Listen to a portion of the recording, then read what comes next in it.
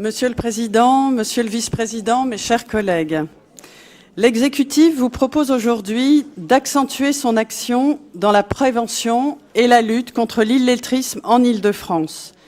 En effet, le Conseil régional veut faire de ce sujet l'une de ses priorités d'action, dans la mesure où l'illettrisme affecte durement de nombreux franciliens dans leur vie scolaire, sociale et professionnelle. Nous souhaitons mettre en place des mesures concrètes pour lutter contre ce fléau. Le constat est alarmant. Il faut avoir en tête qu'en Île-de-France, ce sont plus de 300 000 personnes âgées de 15 à 65 ans qui sont en situation d'illettrisme. Et c'est autant de personnes qui peinent à assurer leur insertion sociale et professionnelle.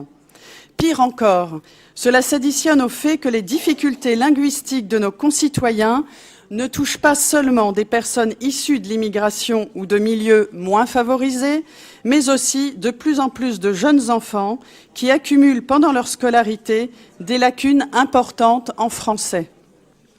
Les profils des enfants concernés sont donc multiples et les conséquences pour leur vie future très préoccupantes.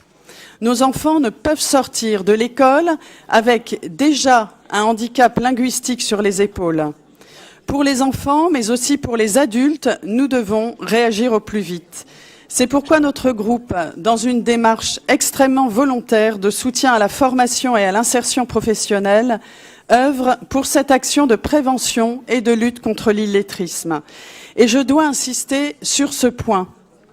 Notre projet a pour vocation de mieux outiller les acteurs au repérage des personnes en situation d'illettrisme et d'assurer un socle solide de compétences aux actifs franciliens qui ne maîtrisent pas suffisamment notre langue pour s'insérer dans l'univers professionnel. Quand plus de 700 000 personnes dans notre région ne maîtrisent que peu ou pas le français, vous imaginez bien la difficulté immense pour ces personnes pour obtenir une formation, un stage ou un emploi.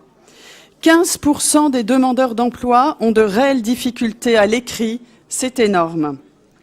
Quelle image est donnée par notre système éducatif si tant de personnes sont disqualifiées à cause des difficultés de maîtrise de notre langue? Il est du devoir de nos institutions de mobiliser autant que possible des moyens financiers et humains pour cette cause. L'attachement à notre pays, à sa culture, à ses valeurs, ne peut être réel si le français même n'est pas maîtrisé. Dès le début de notre mandat, l'accent a été mis par Valérie Pécresse, notre présidente, et par Jérôme Chartier, vice-président, sur cette cause extrêmement importante. C'est l'une des clés fondamentales de la réussite scolaire et professionnelle de nos enfants et de ceux qui souhaitent s'intégrer réellement à la culture de notre pays. Mieux coordonner les actions, les adapter à la réalité des territoires, n'exclure personne de la révolution numérique, tels sont les enjeux pour l'égalité de nos concitoyens face à l'emploi. L'action de la région va permettre finalement le lancement d'un cercle vertueux de retour à l'emploi et par là de retour à une vie sociale normale. Car le quotidien des personnes victimes d'illettrisme est bien trop pesant pour envisager sereinement les activités les plus banales.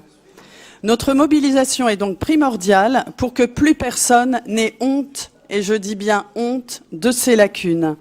Pour cela, il faut tout faire pour qu'aucune forme d'éducation et d'apprentissage n'aboutisse à une mauvaise maîtrise de nos savoirs fondamentaux. Nous changerons la donne pour qu'en Île-de-France, l'instruction de tous soit garante d'insertion et d'avenir. Nous le pouvons et nous le ferons. Merci beaucoup, Anne-Père.